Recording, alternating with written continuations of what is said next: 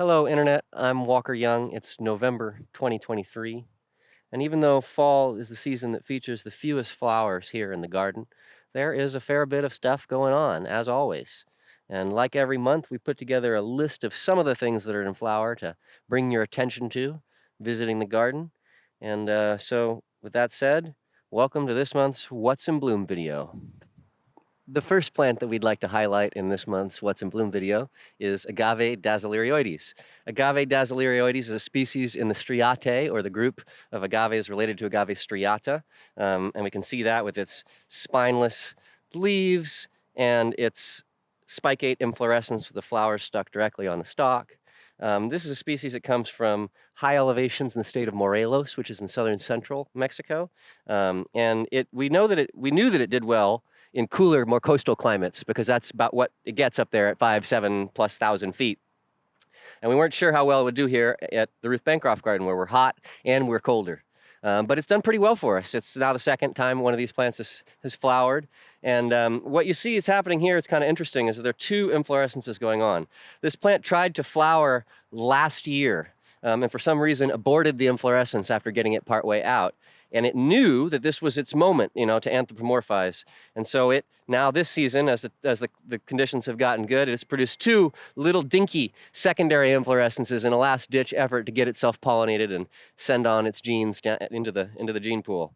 So this is a nice little compact, cute, not tremendously typical agave-looking agave, and we think that it's a great one for a lot of gardens. It looks like it's totally friendly, but much like a lot of the dasylirians, it does have minute teeth along the edge, so you could give yourself some paper cuts, really racing your hands in and out of there.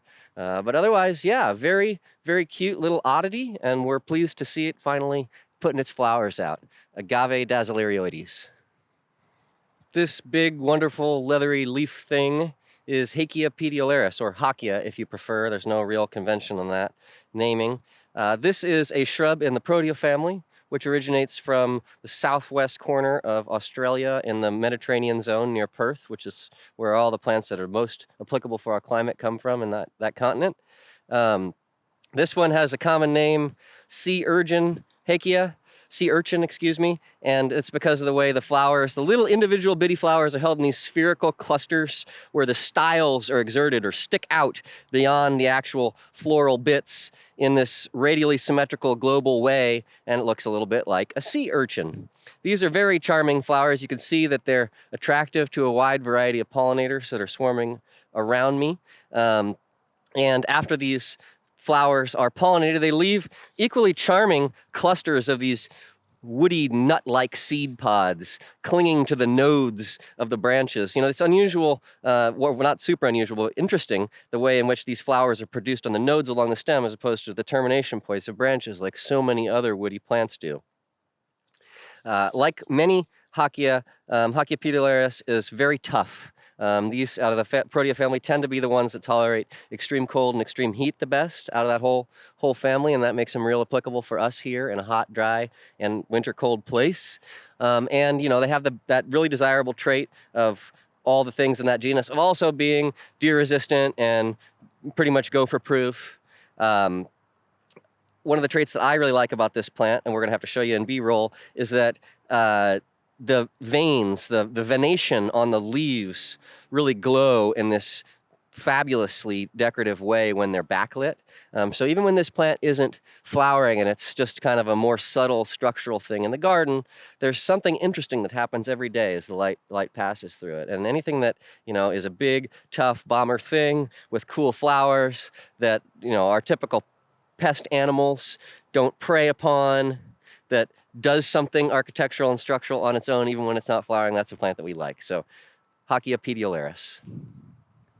This is Ceiba speciosa, commonly known as the silk floss tree, and it's one of the stars of fall here at the Ruth Bancroft Garden.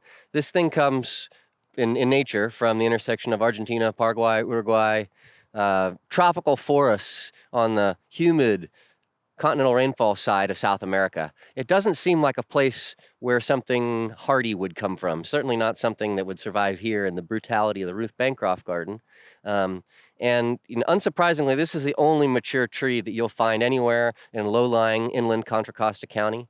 And that's because Mrs. Bancroft went through some heroics to establish this thing. Her garden team built it a greenhouse for each winter, its own little box to survive for the better part of a decade. And the story goes that when she asked for the box to be increased to have two 12-foot 2-bys end on end to make a 24-foot tall box, the garden team revolted. It was finally subjected to winter, and it ended up surviving. The tree took extraordinarily heavy damage in the historic frost of 1990. And we can see that there's a huge wound, a huge frost crack that is still not fully calloused over. I'm told that it defoliated entirely and that almost all of its significant branches froze back to the trunk. But here, 30 years later, the tree's looking pretty good again, particularly considering how marginal it is. So this isn't one that we're going to recommend for everybody, but it's one that we recommend that you come and see here at the Ruth Bancroft Garden when it's doing its big showy flower thing in October, November. If you live in a cooler place, and these are planted as street trees in Southern California, or excuse me, a milder place, this is a really great, easy thing to grow. But it's going to take some cheating or some really excellent microclimatic identification to get away with this one in a climate like we've got here long term.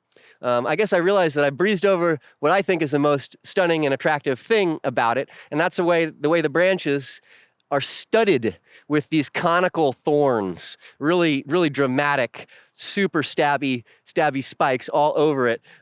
Looking at the trunk here at the garden, you can see that with time, it becomes less thorny. But if we look at some of the branches higher in the canopy, we can see how incredibly armored they are. And I find that a very attractive characteristic, even though it has the capability to draw some real blood. So Ceiba speciosa, a monument to Mrs. Bancroft's green thumb that really has no business being here, but yet it is for us all to enjoy.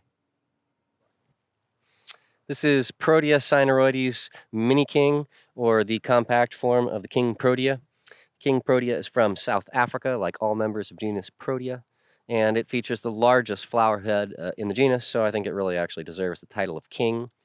Most forms of the king Protea, and it occurs all the way across the southern part of South Africa in fynbos habitat. Most of the forms are taller, rangier, lankier things, which have a tendency to produce their flowers way up in the air where they're not so visible. And of course, they end up being things that you have to, whose woody bases you have to, sort of like hide as a second layer item where they can pop up and you don't have to look at how scraggly and ugly they are.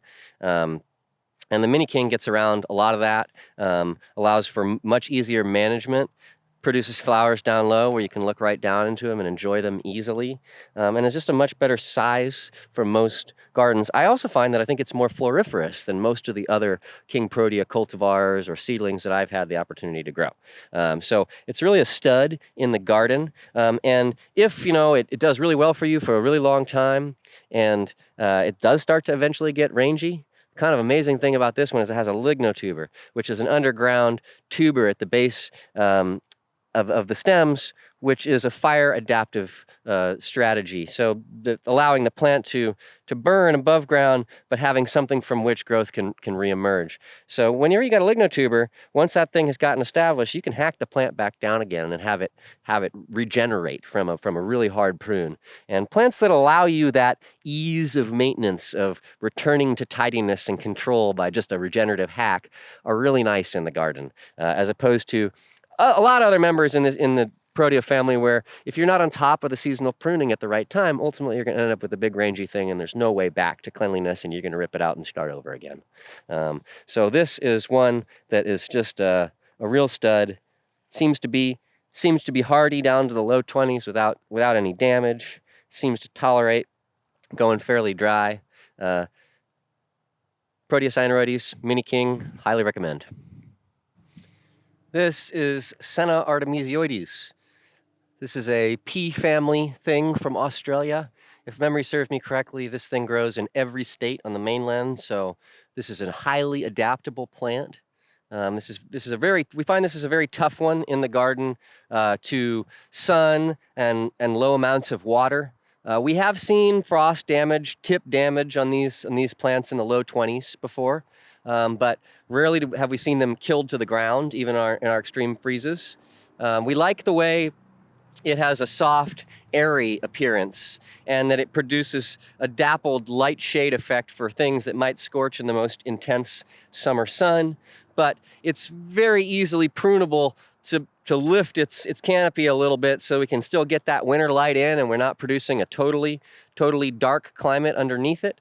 You'll see this plant listed as being 4 to 6 feet or things like that. I think that should be amended to be a little bit larger, as you can see. And of course, this is growing in a pile of quarry slag. This is not literally a pile of crushed rock dust.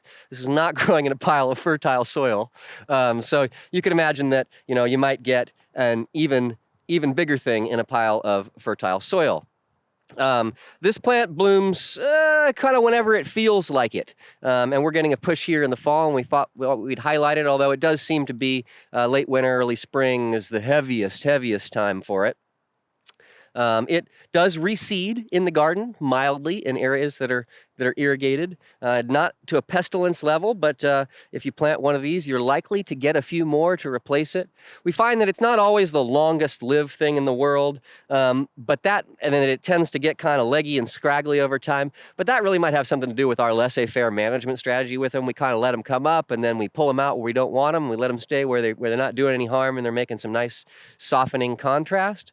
And if we were to get in there and shear them back carefully after each round of flowering, we could probably maintain a denser, smaller shrub if that were what you wanted. So Senna artemisioides, a great, light, fluffy, cute, bright yellow flower in pea thing from Australia for the dry, drought-tolerant garden.